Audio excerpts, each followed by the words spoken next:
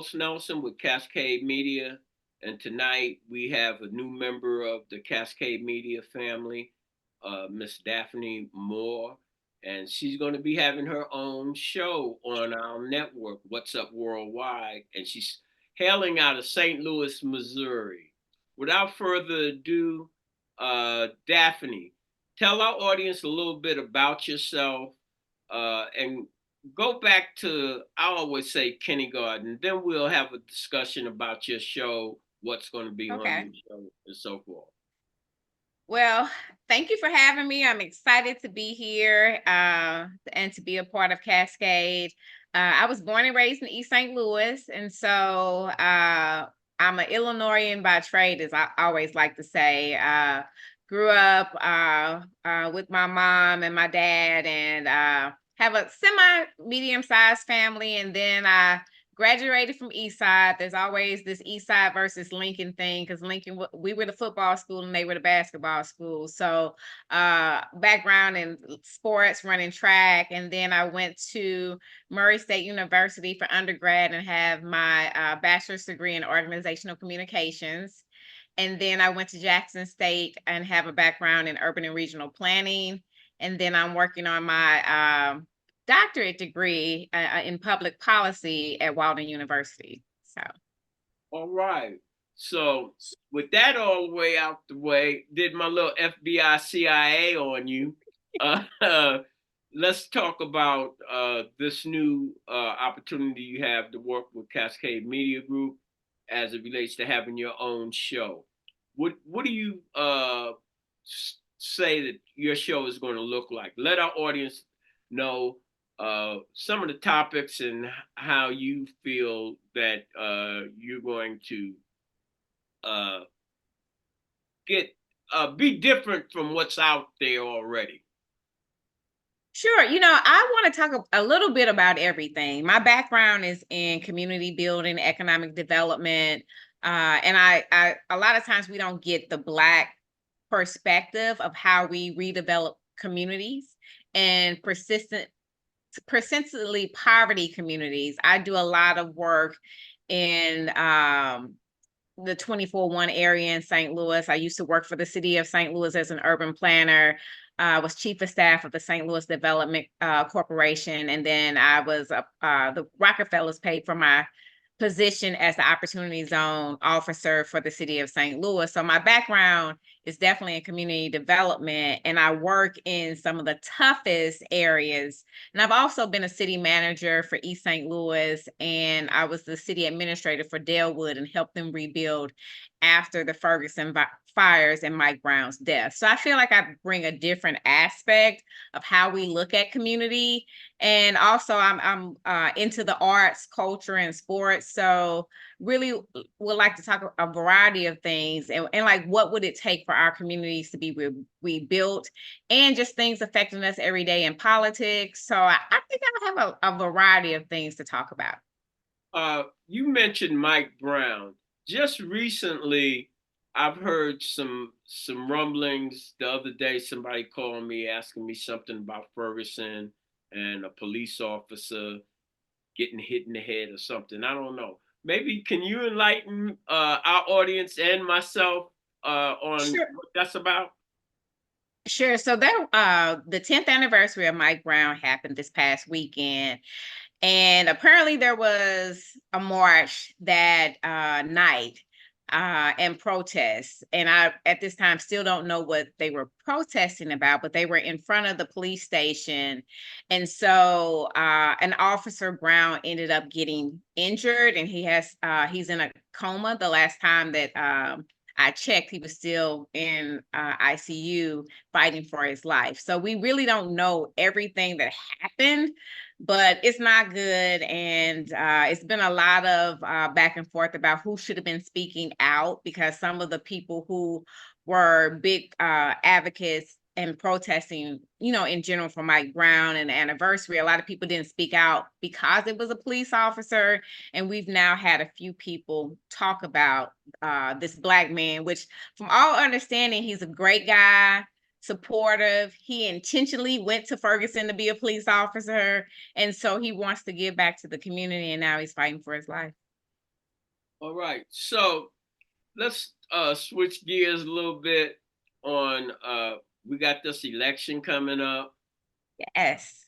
Talk about what's going on in St. Louis as it relates to uh, I want to talk about Kamala Harris, but let's hit the mayoral race and the other races that are right there in St. Louis and in Illinois. Both of them are married at the hip.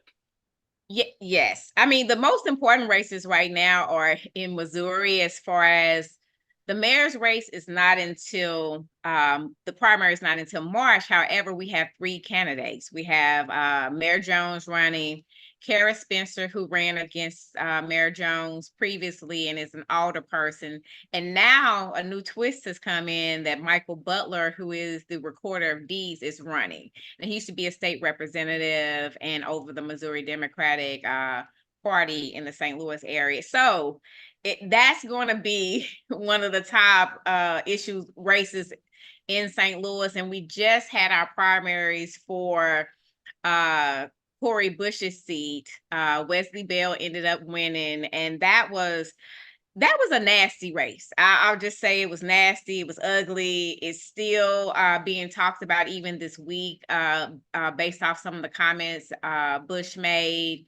And Wesley ended up doing some interviews just talking about the nastiness and what he thought of it and just trying to run a positive campaign. And I don't know if we're going to heal completely from this because it really did. There were some things said and just some posturing that has kind of got the city county kind of divided right now. So, do you plan to have any of these actors on your show? That's my goal. I really would love to get Wesley Bell to sit down with me soon because his election is still up in November, and I would love to have the mayor and some other Michael Butler to sit down and talk to soon about the race. I'd like you to get Cori Bush if she was willing to come on to just Hey, talk we can about try. in their own words, because a lot of times you've been around and you've been chief of staff. It's not like this is your first rodeo. You know, a lot of things that are pushed out in the media and pushed out in public might not have as much truth as is being projected. So now let's switch gears again, and I want to talk about Kamala Harris. And when I say I want to talk about her, I want you to talk about her and what you think she brings to the race. What do you think she exemplifies as a female of color, professional female? And I'd like for you to give some insight on how you see this may affect our community, our youth. And I go like from kindergarten all the Yeah. way up. Can you talk about that a little bit? One, definitely excited for her to be in the race. I follow politics a lot, and I was one of the women who eventually signed the letter, and I was on the call when with Black Women Collective, where there was over 44,000 Black women, and we raised $2 million. So I was excited about that piece. But I think her Harris being in the race brings just a different energy and dynamic.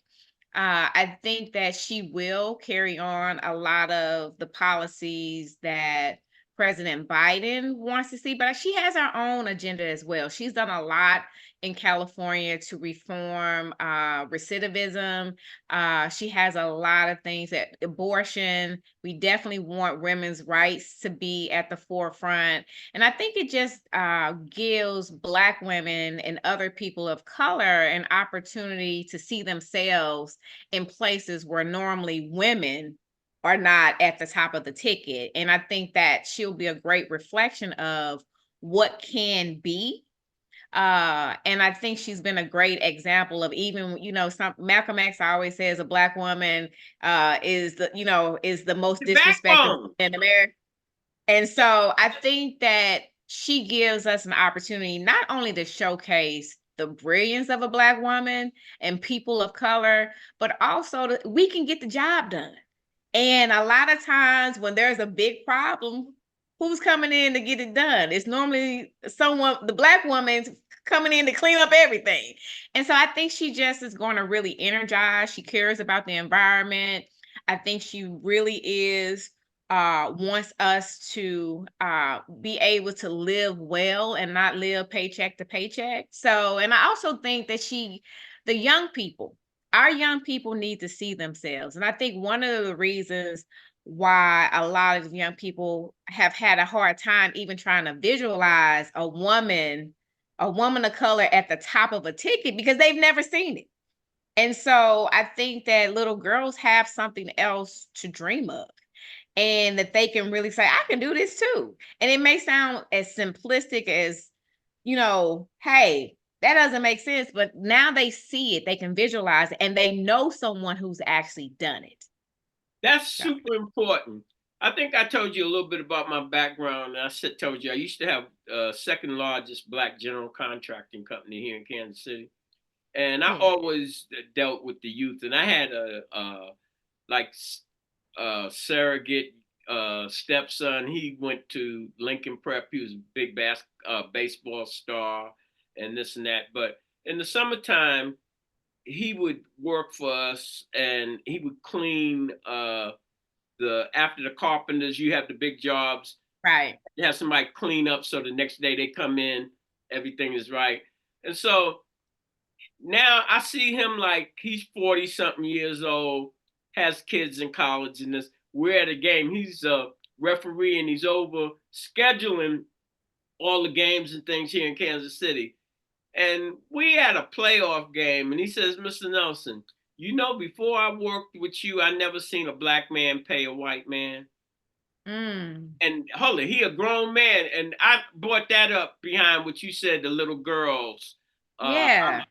You never know how our kids are viewing us and the things around us. That That's shocked so me, true. right? For him, he's 45 saying that to me. He was in high school then. Wow.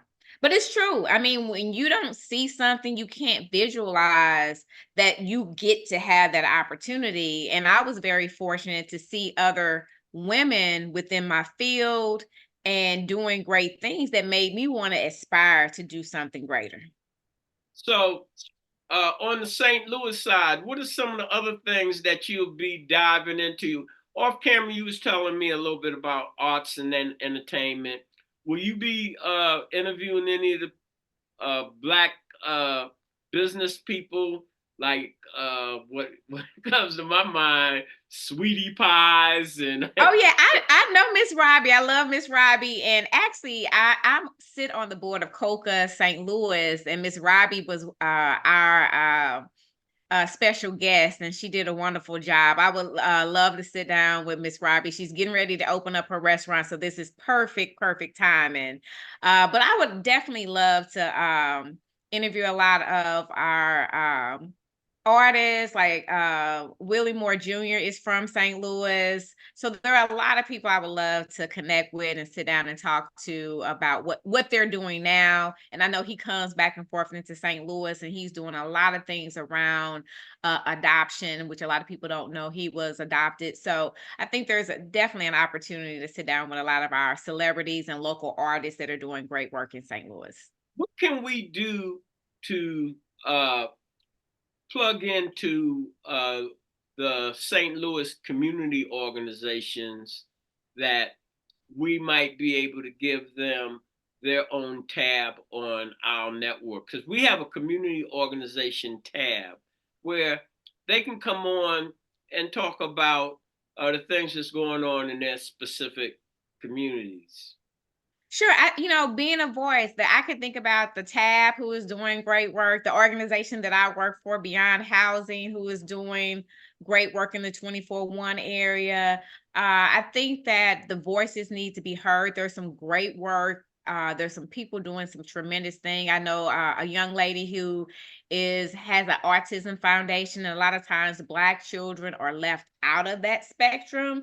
And so understanding what it takes and the symptoms and signs. So there are a lot of great organizations here that I can think of. COCA, of course, is one of them. And, talking to the Urban League and some of the other organizations that do a lot of good work here. I'd love for you to bring the Urban League president on from St. Louis. Yeah. Yeah, I So, know go Mike ahead. well, and so hopefully I'll be able to convince him to come on and talk to me. Well, in closing, what would you have to say to our audience? I'm excited to be a part of Cascade Media, and I am looking forward to showing what I bring to the table as far as giving you a more insight on St. Louis and even talking about some national and global issues that impact our communities because, a lot of the things that affect one community impact the other. So, really trying to be solution oriented and not just telling you a story, but actually giving you solutions that can make an impact in your own community. All right. That sounds like a winner to me. I'm super excited to welcome you aboard our network because I think that you have a cornucopia of interesting ideas with us having conversation and a plethora of material that you can explore that will have value to our community. So, Yeah. in closing, as I always close, when you invest in your community, you're really just investing in yourself. Good night. This is brought to you by Kansas City Business Association, working to improve our community.